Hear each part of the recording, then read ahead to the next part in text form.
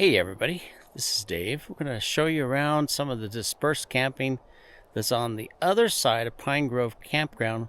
It's on the same road that you go to Ashurst Lake.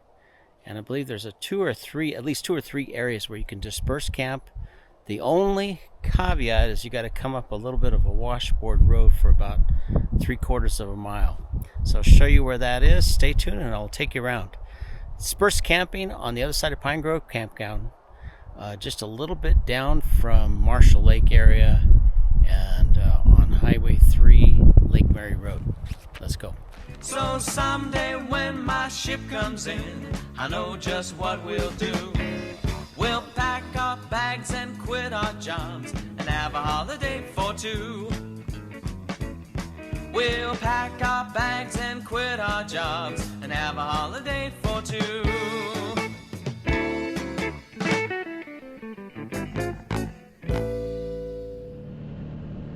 Oh, we decided to take a ride and just get out and see some things and when we were camping at Pine Grove Campground. So we're heading out from Pine Grove Campground going to Lake Trailhead. And I knew there's some dispersed camping over here, and we were by this area about 2 years ago. It's also another access to the Arizona Trail as well. So you're going to look for Lake Mary Road, come down about 12 miles, give or take, and then you're going to turn east right where you normally turn to Pine Grove and go east on this forest road. This is actually Ashurst Lake Road. If you stay on this road for about 4 miles, you run into Ashurst Lake. So you got Lake Trailhead, which is kind of right in the middle. There's Pine Grove, there's Lake Trailhead, and way over there about 4 miles away is Ashurst Lake. And the road isn't too bad as far as smoothness, but it is rough, washboardy. And especially when it rains, it gets worse. So all in this area right here, which is only about 3/4 of a mile, 3/4 of a mile back, it's some really nice dispersed camping. And I remember seeing this when we made our trip over here to go to Ashurst Lake a couple of years ago. So I always wanted to get back here and check it out in a little bit more and see just what it looks like. And the fact that it's only about 3/4 of a mile is tolerable. I tell you what, that 4 miles though, whoo boy, our poor little dog, his poor ears were like Yoda on this road because he doesn't like the sound of everything in the motorhome when you're on a washboard road. Now it doesn't look that way when you're driving the quad, and the fact that the camera has stabilization, so you really don't, it doesn't look like it's rough when you're watching this on the camera. Just keep that in mind. There's Lake Trailhead off to the side, which is also one of the access points to the Arizona Trail, as we found out. It's kind of funny because we keep running into the Arizona Trail everywhere we go. And we'll show you around this little spot here. Watch. It's the Arizona Trail. This is another Arizona Trail. No overnight camping here. Must be up that way. Well, it's funny because we got over here, and I know that this is here because I saw it pop up on my my little map here. And so I stopped, and sure enough, we're on the Arizona Trail again. I told Tammy, I said, it's funny because we keep coming across this every time we go camping. One of these days, well, every time we come out, we should do like a little bit of the trail, and then maybe in about 5 or 10 years, we'll do the whole trail by that time. But this is another sign that they put up for the Arizona Trail. It's like 790 miles. There was one of these down by Marshall Lake. There's also a couple of these up by Mormon Lake, Blue Ridge, all along the Arizona Trail. Sometimes you find water and first aid stuff on the ground here. They leave for the hikers. This is what they call Arizona Trail, Lake Trailhead. And if you do take the trail and you come this way and you take part of this trail, you can camp out here while you're hiking. So if you're a hiker and you like to backpack and bring your tents and all that, you're welcome to do it on this trail. But I think they allow horses. Let me check. Yeah. No ATVs though. So you can bring bikes, you can hike, you can horseback ride, but no ATVs. Some people come out and they just do like this trail. Maybe they go if you're here and you go to Marshall Lake from here, it'd probably be a good day hike. I'm just guessing, because it's at least 10 miles. But here it says you are here. So this is Forest Road 82. Here's Pine Grove. We're camping over here right now, but we came across to see what the dispersed camping areas were here. And it doesn't even show the road right here, but it's one of these little roads right in here. You are here, right where it says Trailhead. Okay. It's hard to see, but there's a little blue line. That blue line is probably the Arizona Trail. And up here is where Marshall Lake is. That we were there a couple days ago. And so there is an Arizona Trail right there where you cross over. So if you took the trail from here down to here, that's at least 10 miles. 8 to 10 miles. So that would be a good day hike right there. Just an idea. But the map's getting a little bit faded. Now last year, Tammy and I, or year before last, I can't remember now. I know we took a trip back here to Ashurst Lake. And that road is washboard all the way. It's a nice little campground, but that road was kind of rough for me. The nice thing is you don't have much of it here, maybe a half a mile of washboard. It said 4 miles from the highway to the lake, so that's 4 miles on this road. And watch out for cattle, and as well as other animals that kind of cross through this area. Deer, you might see some antelope, deer, elk passing through this area. So Horse Lake is right there. So as you take this trail around, there's Horse Lake right there. There's actually a couple of lakes. There's Vale Lake, Marshall Lake, of course, but there's a couple other little lakes that were back here. Some of them even had water in them.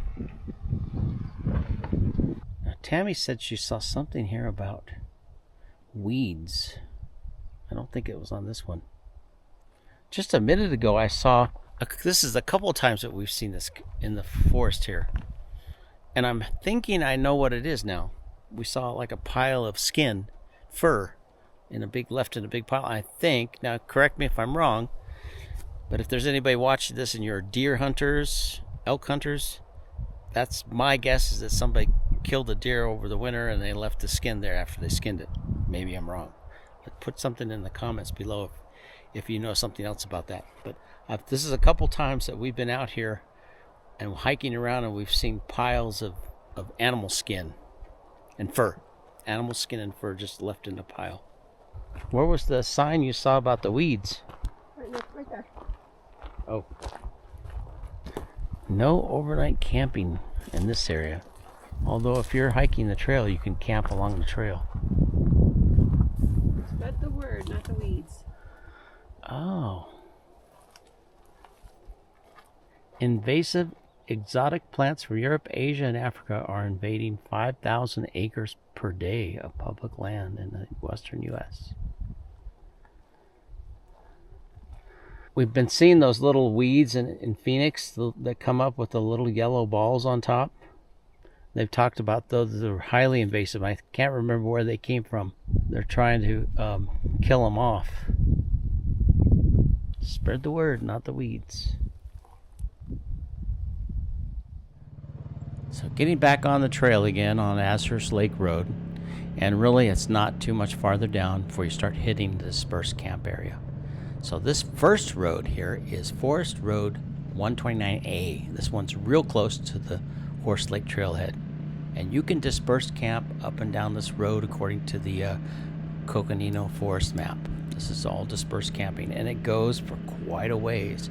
Now, we didn't take the whole trail, but I know that if you follow this road, it darn near goes to Marshall Lake, but I think there's a couple of dead ends, so just know that it doesn't go all the way through. But there are, at least not that I know of. We did take it up a little bit, and it's a beautiful area out here if the weather isn't too bad and you don't mind some sun. You might find some shade in a few spots, but it looked to me like it was kind of wide open. Great if you want some solar out here. There are some places and little roads that go off to the left or the right where it looks like maybe you can get back in the shade. But if you're looking for shade, you might want to kind of go up to the next spot. Or just take this when it's a little cooler outside. And right now when I'm filming this, it's the middle of June, or early part of June, and it's already starting to warm up. So it's going to probably be, wouldn't be unusual for it to get up into the 80s, mid 80s out here. Maybe even high as 90 degrees, but that's on a rare occasion it gets that hot out here. So that's why usually people want to try and get in the shade, unless you have a way to run air conditioning. But it is a beautiful little area, and really kind of green from all the rain we've been having.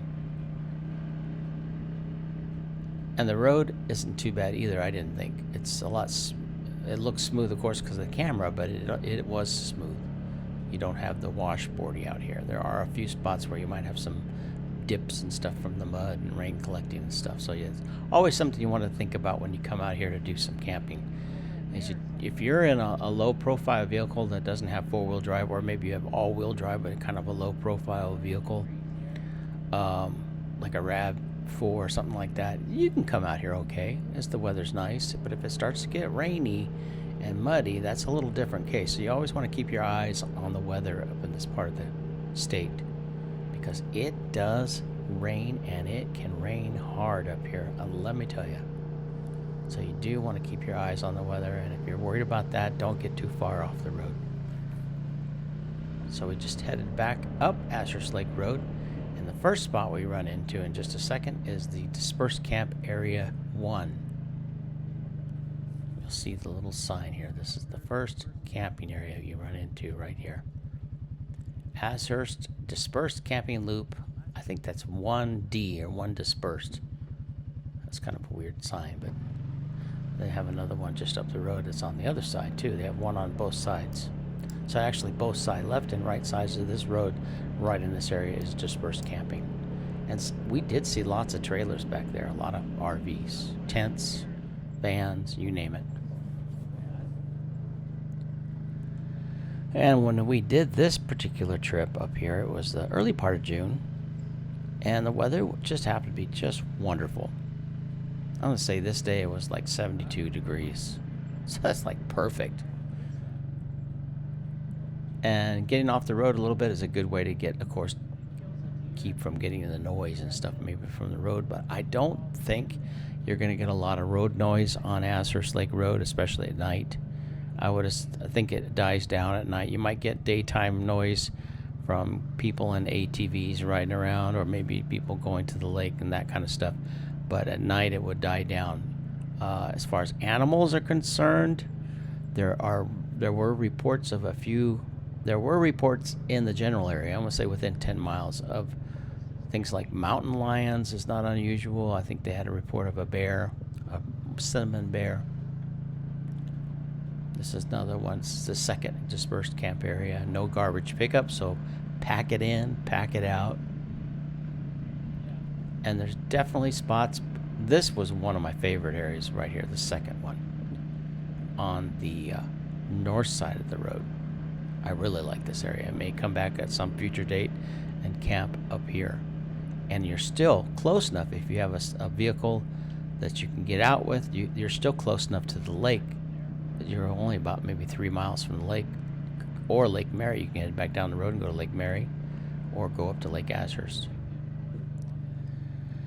Few little bumps there from mud holes and stuff, but just kind of keep your eyes open. Nothing that's, going to be real treacherous or anything like that. Like I said a minute ago, when it rains, you do want to keep your eyes on that. You don't want to get too far back here.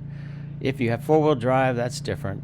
But if you get back here in a regular car, you might want to keep your eyes open during rainy season. Just watch for the storms.